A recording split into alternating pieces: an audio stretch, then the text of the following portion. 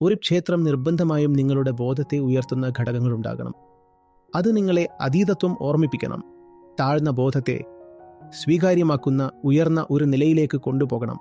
നിങ്ങളുടെ മനസ്സിൽ നിരന്തരം ചുറ്റി നടക്കുന്ന സാധാരണ കാര്യങ്ങളിൽ നിന്ന് നിങ്ങളെ അതീതത്തിലേക്ക് കൊണ്ടുപോകുകയാണോ അത്? ഒരു ക്ഷേത്രം വെറും കല്ലിൽ കൊത്തിയിട്ട ശില്പങ്ങളും ഇത്തരത്തിലുള്ള വസ്തുക്കളുമുള്ള സ്ഥലം മാത്രമാകാൻ കഴിയില്ല.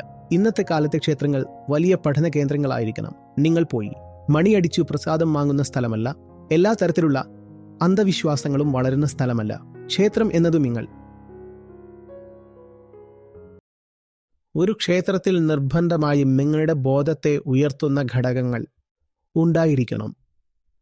ഒരു സ്ഥലത്തുണ്ടാകുക, ചില ഘടകങ്ങളോടൊപ്പം ഇരിക്കുക, ചില ആളുകളോടൊപ്പം ഇരിക്കുക, ചില ഘടനകളോടൊപ്പം ഇരിക്കുക, കാഴ്ചകളും ദൃശ്യങ്ങളും ശബ്ദങ്ങളും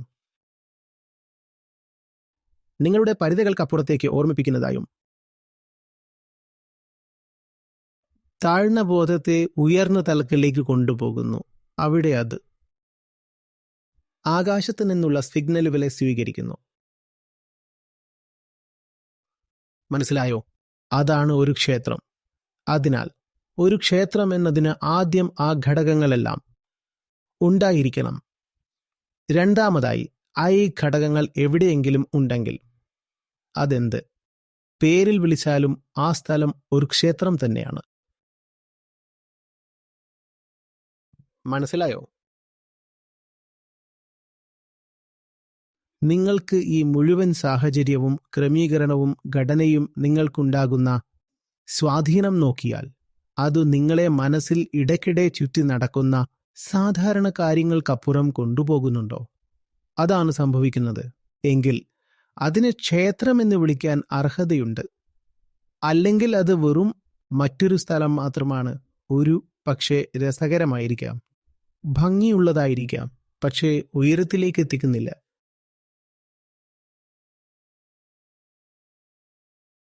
ഉയർച്ചയുടെ ഘടകം കേന്ദ്രമാണ്. ക്ഷേത്രമെന്നത് നിങ്ങളെ ഉയർത്തുന്ന ഒരു സ്ഥലമാണ്. നിങ്ങൾക്ക് ഉയർച്ച സാധ്യമല്ലെങ്കിൽ ആ സ്ഥലം ക്ഷേത്രമല്ല. എന്നാൽ നിങ്ങൾക്ക് ഉയർച്ച സാധ്യമാണെങ്കിൽ അതും ചില സ്ഥലങ്ങളിൽ ആ സ്ഥലം ഉറപ്പായും ഒരു ക്ഷേത്രമാണ്. മനസ്സിലായോ? അപ്പോൾ അറിയാമോ, ഇന്നത്തെ കാലത്തെ ക്ഷേത്രങ്ങൾ മികച്ച പഠന കേന്ദ്രങ്ങളായിരിക്കണം. ക്ഷേത്രങ്ങൾ ആത്മീയ സർവകലാശാലകളായിരിക്കണം. ക്ഷേത്രങ്ങൾ വെറും കല്ലിൽ കൊത്തിയെടുത്ത ശില്പങ്ങളും ഇത്തരത്തിലുള്ള കാര്യങ്ങളുമുള്ള സ്ഥലങ്ങളായി മാറരുത്. യഥാർത്ഥ വിദ്യാഭ്യാസം ക്ഷേത്രങ്ങളിൽ നൽകപ്പെടണം. അതാണ് ബോധത്തിന്റെ ഉന്നതീകരണം, അല്ലേ? ക്ഷേത്രങ്ങൾ ശാസ്ത്രങ്ങളുടെ പഠനത്തിന് മാത്രമല്ല, കലകളും സയൻസും ഉൾപ്പെടെയുള്ള വിദ്യാഭ്യാസത്തിൻ്റെയും കേന്ദ്രങ്ങളായിരിക്കണം. കാരണം നിങ്ങൾ ശാസ്ത്രീയമായി ചിന്തിക്കാൻ കഴിയുന്നില്ലെങ്കിൽ ഇന്നത്തെ കാലത്ത് ആത്മീയതയിലേക്ക് സഞ്ചരിക്കാൻ വളരെ ബുദ്ധിമുട്ടായിരിക്കും. വാസ്തവത്തിൽ എനിക്ക് ഈ ദർശനമുണ്ടായി.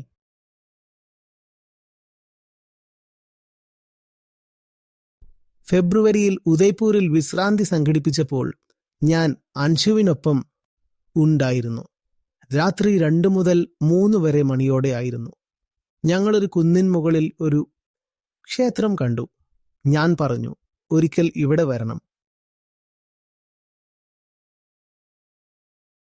നാം ഒരു യഥാർത്ഥ ക്ഷേത്രം ഉയർത്താൻ സാധിക്കും. എന്നാൽ അത് നിങ്ങൾ പോയി മണി അടിച്ച് പ്രസാദം വാങ്ങുന്ന ഒരു ക്ഷേത്രമല്ല. എല്ലാവിധ അന്ധവിശ്വാസങ്ങളും വളരുന്നൊരു ക്ഷേത്രമല്ല, മറിച്ച് യഥാർത്ഥ ശാസ്ത്രീയ ഗവേഷണത്തിന്റെ കേന്ദ്രമായൊരു ക്ഷേത്രം.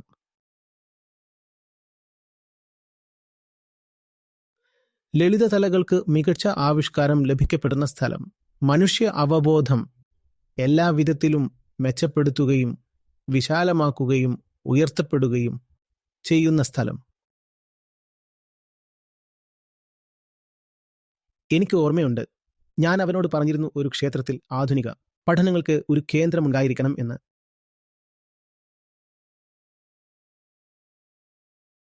ഇപ്പോൾ ലോകത്ത് നടക്കുന്ന എല്ലാ വിഷയങ്ങളെയും കുറിച്ച് പഠിപ്പിക്കുന്നിടത്ത് ശുദ്ധമായ വാക്യത്തിൽ ക്ഷേത്രമെന്നത് ശരിക്കും ഒരു സർവകലാശാല ആയിരിക്കണം.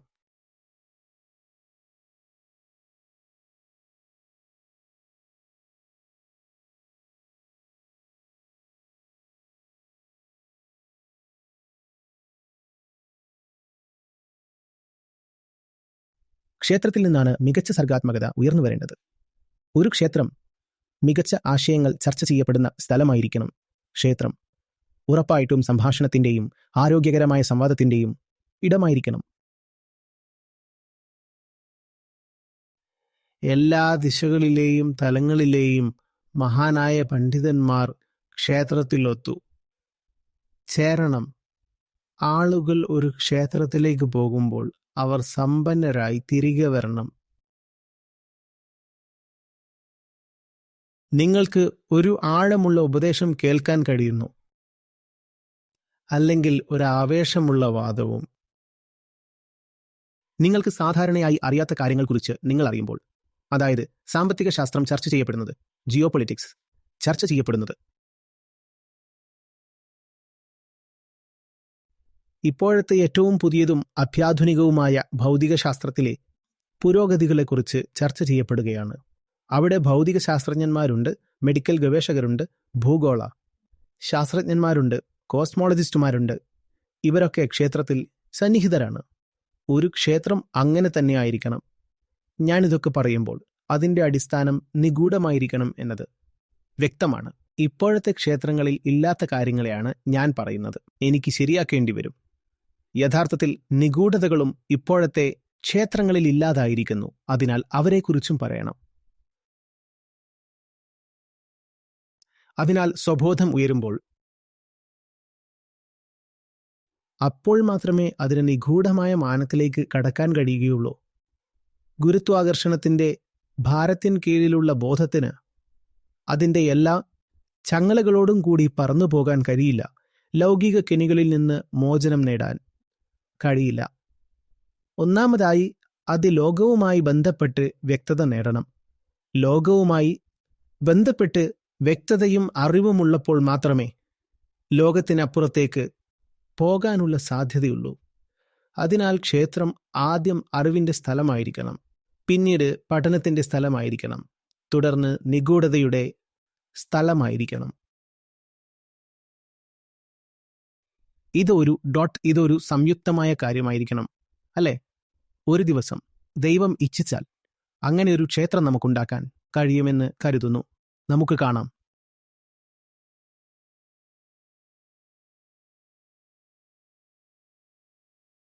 അതെങ്ങനെയിരിക്കും അറിയാമോ? ഒരു ഭാഗത്താണെങ്കിൽ ആണവ ഭൗതികശാസ്ത്രത്തിന്റെ ലാബ്, മറ്റ് ഭാഗത്താണെങ്കിൽ ലോകത്തിലെ ഏറ്റവും മികച്ച നർത്തകരുടെ കൂട്ടായ്മ. ഇവ രണ്ടും ഒരേ ക്യാമ്പസിലാണുള്ളതെങ്കിൽ എങ്ങനെയിരിക്കും?